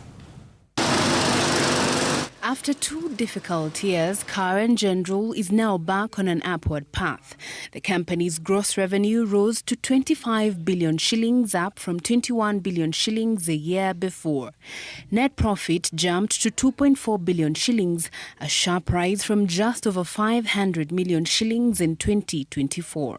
A key driver of this turnaround has been the recovery of the motorbike market, where market-wide monthly sales shot to about 8,000 units, up from 4,600 units last year. Right, so that's quite a big jump if you think about it. It had dropped from 20,000 to 4,600 when our results were really bad, right? And then it's gone up to 8,000 per month in 2025. The company is also increasingly leaning on regional markets, with Uganda and Tanzania now contributing more than half of the total group sales, helping cushion the business against local pressures.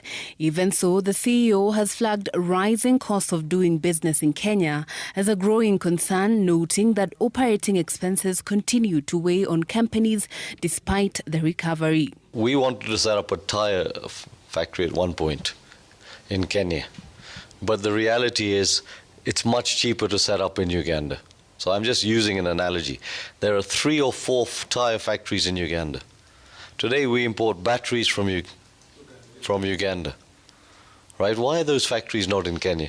Must be because they're more expensive, right? Why not in Tanzania, where you have a ship, you have a sea, you have a port? So I'd say that when I look at it, I'd say out of all of them, Uganda's probably the least expensive. I'd say Kenya and Tanzania are on a par. He says the firm's strategy to diversify both its products and markets has been critical in maintaining profitability and staying competitive. And in light of the performance, the board has recommended a final dividend of 3 shillings and 12 cents per share, alongside an interim payout made earlier in the year. The company now says its focus will be on efficiency, cost control, and growing market share. Now, the survival of most businesses in this country is squarely pegged on diversification of both product and markets.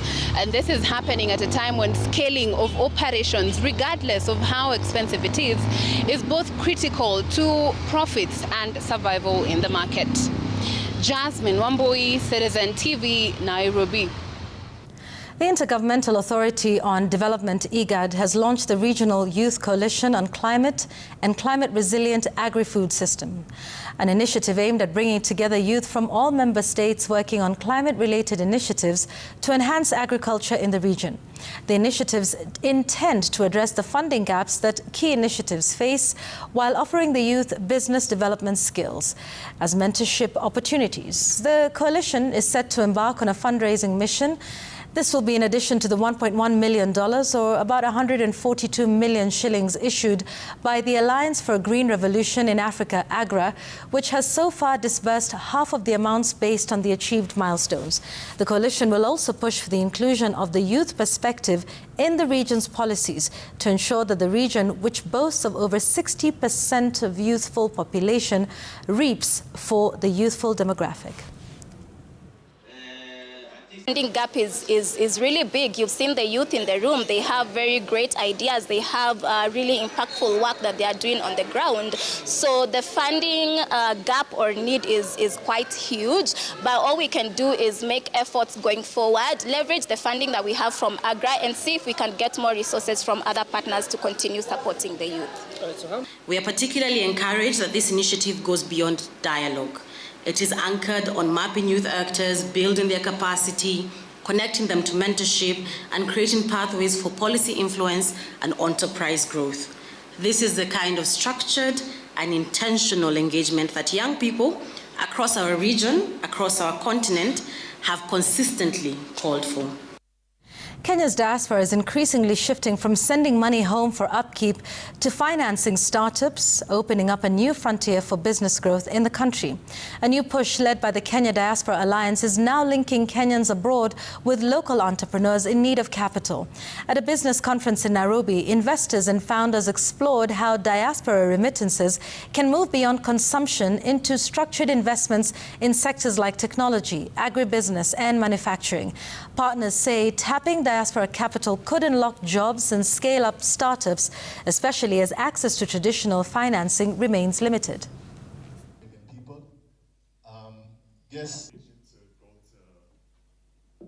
So you were talking about diaspora remittances, inflows, and investment. The African diaspora pump into the continent are whooping $100 billion every year. For Kenya, it's about 700 billion Kenya shillings. So that's $5.2 billion per year. I dare add that often we have a target. What is it that we can do with government at both levels, as well as with diasporas and corporates, to double this, move it to 1 trillion Kenya shillings by the year 2030? And truthfully, what we found throughout history is that when we don't support ourselves, other cultures, races, and peoples, with all due respect, don't have our people's best interests at heart oftentimes. There are a few who do, but by and large, what we see is exploitation, unfair terms and deals, so forth and so on.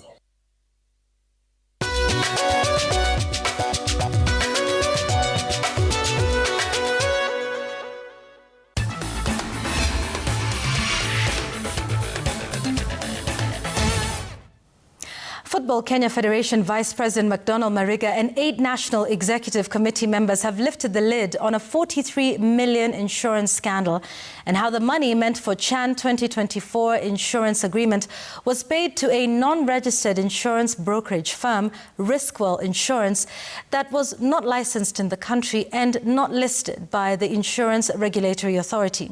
The company was also only incorporated by the Registrar of Companies 40 days to the start of the African Nations Championship Chan tournament that was co-hosted by Uganda, Tanzania and Kenya. According to the 9 FKF NEC members, the insurance company is said to have exposed players to lack of cover during the period of the tournament. Melita Oletenges reports. You have Embattled Football Kenya Federation President Hussein Mohamed faced questions from the National Assembly Sports and Culture Committee over 43 million Kenya shillings insurance payment allegedly approved under his watch, but later found to be invalid, and that the insurance firm had only been registered 40 days to the Chan Tournament 2024. The nominated NEC member, Abdallah Yusuf, was accompanied by an individual unknown to the Federation. The nominated NEC member proposed an insurance brokerage company, Riskwell Insurance Brokers Limited. It's unfortunate that as a federation, we gave CAF a fake certificate of insurance from TACFUL after all this. Despite an expose from Vice President Mariga and 8 NEC members raising red flags over financial mismanagement, placing FKF President Hussein Mohamed and nominated NEC member Abdallah Yusuf at the center of the scandal, Hussein had earlier denied any involvement. I don't know about this company. I don't know about its registration. I don't know who the owners are. But his denial clashes with evidence tabled before the committee. Payment receipts presented and said to be from EcoBank linked to the president's email show a transfer of $328,735, about 43 million Kenya shillings, made on 4th August 2025. The monies were paid to Riskwell Insurance Brokers through the First Community Bank Limited. 43 million was paid as insurance premium to a broker who was not registered broker. And consequently, it meant that there was no insurance. CAF is not in Kenya. And for CAF to operate, it is through this federation. So there must have been consultation. And CAF must have consulted you. Because CAF cannot come from Egypt to come and know the insurance companies. As an individual, I get particularly scared when these things happen. Because you can imagine, as the only person of the alternate gender, I will be alone in Langata. At least there'll be 14 in industry. The Sports and Culture Committee of the National Assembly now suspects a deeper cover-up within FKF, warning that the funds may have been mismanaged despite being under CAF oversight. President Hussein Mohamed finds himself increasingly isolated, under fire from both his deputy MacDonald Mariga and NEC members. Melita Oletenges, Citizen TV. Nairobi United take on Tusker FC on Wednesday afternoon in one of 4 Kenya Premier League matches at the Ulinzi Sports Complex, kickoff set for 3 p.m. The match was initially scheduled for Nyayo National Stadium, but the venue was changed to the Ulinzi Complex on Tuesday afternoon. Naibos will throw everything at Tusker FC, knowing that a win will move them up from 6th to 4th on the log on goal difference if Police fail to win against Murang'a Seal. Naibos were eliminated from the FKF Cup by KCB after losing 1-0 in the quarterfinals. Their league form has been impressive since April, winning 3 matches and drawing 2 with no loss. Nairobi United won the first leg encounter 1-0 thanks to a first-half goal by Kevin Otiende. The other matches on Wednesday afternoon will be Bandari against Posta Rangers in Mombasa, Police taking on Murang'a Seal, and APS Bomet facing KCB. We are delighted to see our players coming back from injuries, only that likes of Sifa, who is a bit injured, Samatimba also has a bit of a knock. But all the players are 100% fully recovered. You saw Ovela came in the last 2 matches, is recovering well. Mzeles has recovered. So tomorrow is basically a very good match. Finishing 9th na kufinish 3rd hazifanani. So finishing up there ni motivation considering tumepanda league this season. So finishing decent position inatupea inatumotivate going into the next season. Yeah.